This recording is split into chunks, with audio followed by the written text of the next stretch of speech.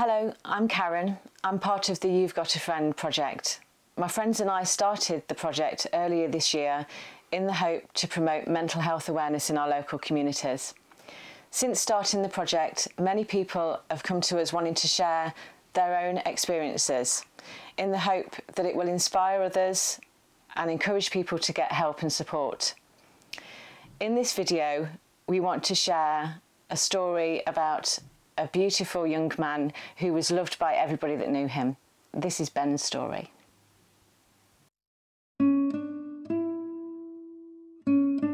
Ben was born in hospital. It was a planned birth, so we know exactly. He was born by cesarean, so we know exactly when he was going to be born. So there was no surprises as to when it was going to happen.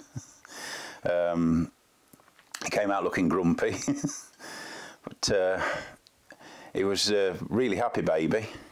Really adored his little sister. They were always playing together, and as he grew up, the two of them were as thick as thieves.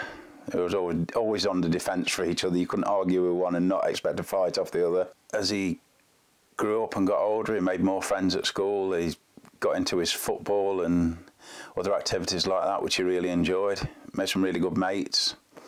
So as Ben got older, there was still as much fun, as much mischief, as much as getting into everything. And we used to, a lot of the time, we would do things like chill out, watch films, and just, we made at one point like a tent in the bedroom. It was like a tent fort. It was great. And we used to sit in it and watch films and chat, always really close. We'd always talk about something. He'd got an issue, I'd got an issue, something was going at school. We'd both talk about it, and we'd sit there and talk about it, and that was something that we always did, even when we were older, around when he was coming into his teenage years. I was getting ready to go off to uni. We'd still do it. We'd still sit there and we'd chat.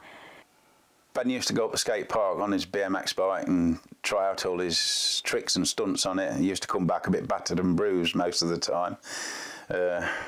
He insisted that I took the brakes off his bike because they used to interfere with his stunts. So instead he used to use his shoes and wet through his shoes instead. So another thing Ben was really into was his music.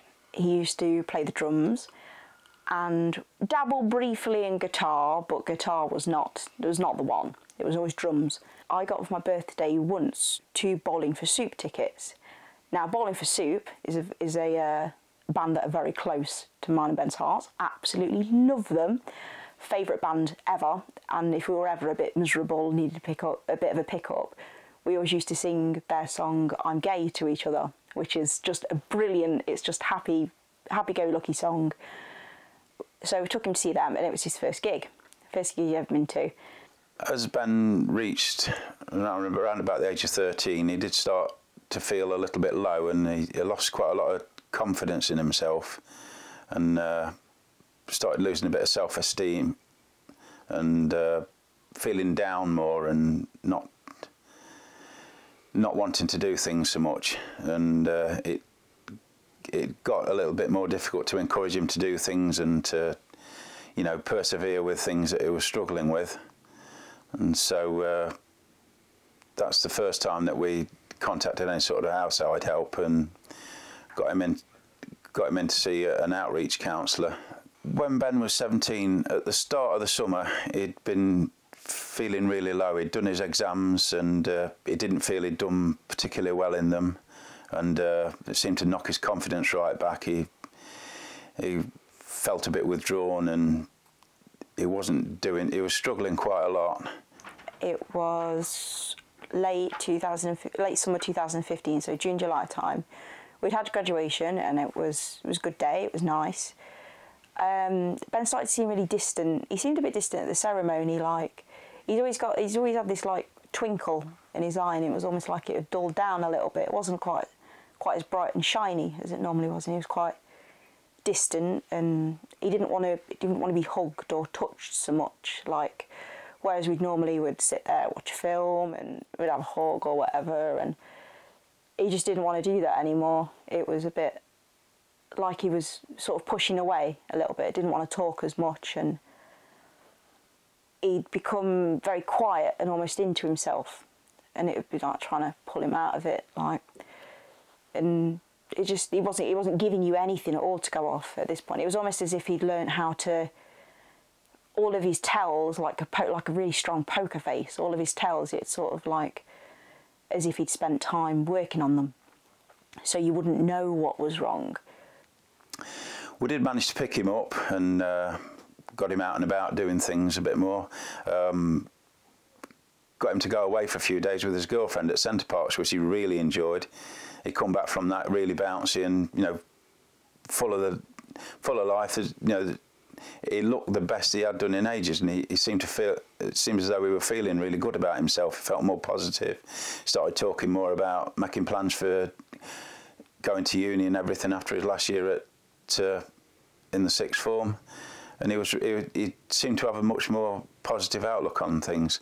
So it was a bank holiday Monday, the 31st of August 2015, and it is a day that should have been really normal and shouldn't be so ingrained, but it's definitely very ingrained, and I don't think I'm ever going to forget it.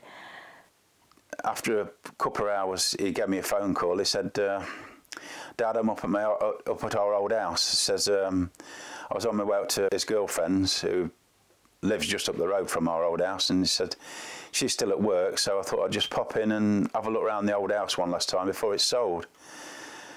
So he said, would you come up and let me in? So I went up to the house and let him in. And never in a million years, you could have given me a million guesses, £1 million, and you could have given me all the clues in the world, and I'd have never have guessed, ever, because he was so happy. When I arrived there, I noticed that the door was wide open and there was a police car outside. So I walked in with Rebecca behind me. As I walked in, I could hear noises upstairs. So I started walking upstairs, shouting, "Ben, are you there?" And as I went up the stairs, I heard a voice say, "Don't come up." But I still went upstairs, and Ben was lying on the floor at the top of the stairs with two police officers trying to resuscitate him. So I immediately turned round and stopped Rebecca coming upstairs. She obviously knew something was wrong, went running outside, screaming. They thought that it was Ben and that he'd taken his own life. And I thought this was all just a massive joke. This was a massive sick joke that someone's made up, and it's not Ben, it could never be Ben, because he was so happy and it was on the up, and there was no way that it could have been Ben. So I got Rebecca and tried to calm her down, and someone came across and I asked if they'd stay with her, and I called Rebecca's mum, and then I went back into the house, and the police were still up. Went back upstairs, the police were still there trying to resuscitate him, and then the ambulance and more police arrived, and Rebecca's mum came to Rebecca. I told him he was joking. I told him he was taking the mick. I told him it was a massive misunderstanding. It wasn't Ben. There was no way it was Ben. You can't believe it because it just doesn't seem true. And then everyone was crying, and it was really strange, and this policeman just stood there. The first thing I did when I woke up the next day was get ready for work and get my trousers on like normal, get my shoes on like normal, just get ready for a Tuesday at work. And at about 8:30, I rang the school and just said to them that Ben won't be in today. Didn't want anyone to be chasing it up, going, why is he absent? So I just gave him a ring and said, he's not going to be in today, he's just not feeling very well. And thought that I could just leave it at that, so I left it at that, and then went to work.